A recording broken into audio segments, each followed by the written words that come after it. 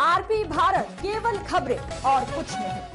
गिरिडीह जिले में 108 के तहत संचालित कई एम्बुलेंस खराब हालत में पड़े हैं और उसके चालकों को भी कई भी माह से वेतन नहीं मिला है। इसका सीधा असर इससे लाभान्वित होने वाले आम नागरिकों और खासकर गरीबों पर पड़ रहा है, जो जरूरत पर निजी एम्बुलेंस की सेवा लेने में असमर्थ होते हैं। इसलिए सरकार को तुरंत ही इसका संज्ञान लेकर सभी एम्बुलेंस को दुरुस्त करने के साथ साथ इसके चालकों का बकाया मानदेय भुगतान करते हुए उसे नियमित किया जाना चाहिए। ये बातें पूर्व जिप सदस्य एवं ऑल इंडिया फॉरवर्ड ब्लॉक के जिला संयोजक राजेश यादव ने इस संबंध में लोगों से लगातार मिल रही शिकायतों के बाद प्रस्तुत वस्तु स्थिति का पता लगाने के उपरांत कही है। उन्होंने कहा कि ऐसी जानकारी मिली है कि जिले में 35 से भी अधिक 108 एम्बुलेंस सेवा दे रहे थे, लेकिन धीरे धीरे मेंटेनेंस के अभाव में वे खराब होते चले गए और इस समय मात्र 10 से 12 ही किसी तरह चल पा रहे हैं। यही नहीं मालूम हुआ कि इसके चालकों को भी बीते कई महीनों से उनको काम पर रखने वाली आउटसोर्सिंग कंपनी ने मानदेय का भुगतान नहीं किया है। गिरिडीह से तेजेंद्र सिंह डिम्पल की रिपोर्ट। काफी विलम्ब होती है, जिससे मरीजों में काफी दिक्कत हो रही है। पहले तो ठीक था, अभी फिलहाल 2 साल से 3 साल से इस तरह से मामला है। मुझे लगता है कि 108 एम्बुलेंस जिस उद्देश्य और मकसद के साथ में इसकी सेवा शुरू की गई थी और आज की उसकी बदतर स्थिति को देखकर लग रहा है कि ये बिल्कुल एक तरह से नकारा साबित हुआ है।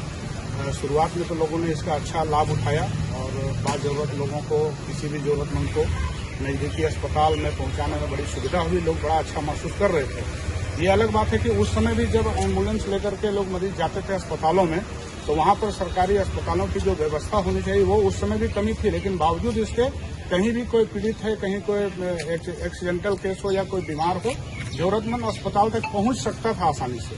लेकिन हम देख रहे हैं कि इधर हमें लगता है कि लगातार ये जब से शुरू किया गया उसके बाद से ही लगातार इसके मेंटेनेंस को लेकर के जो लापरवाही बरती गई। अभी हमें लगता है कि जो जानकारी मुझे मिली है, हमने इसको जानकारी हासिल करने का कोशिश किया। इस जिले में 37 के आसपास टोटल 108 एम्बुलेंस थे और हमें लगता है कि इस समय आधे से अधिक अभी वो बिल्कुल खराब पड़े, या कहिए कि 8-10 ही मात्र चल रहे हैं।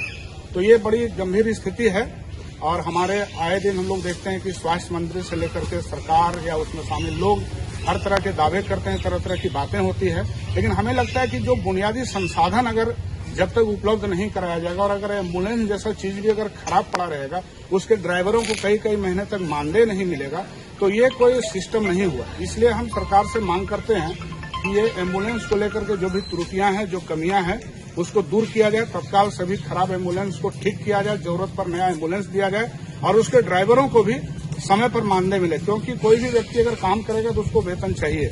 लेकिन पूरे सरकारी महकमा जो भी आउटसोर्सिंग से कर्मियों को ले तो रहा है, लेकिन उसके मानदेय तक का कोई ठिकाना नहीं रहता है। तो ये कुल मिलाकर के 108 ही नहीं बल्कि और भी चीजों में देखा जा रहा है कि सरकार की लापरवाही, विभाग की लापरवाही साफ साफ दिख रही है। और स्पेशली 108 चूंकि बहुत इमरजेंसी सेवा से रिलेटेड है, तो इसको तत्काल सरकार को संज्ञान में लेकर के इस पर उचित कार्रवाई की जानी चाहिए। निर्माण का भरोसा लाल स्टील TMT बार्स, हर निर्माण के लिए उपयोग लाल स्टील TMT बार्स, रिश्ता मजबूती।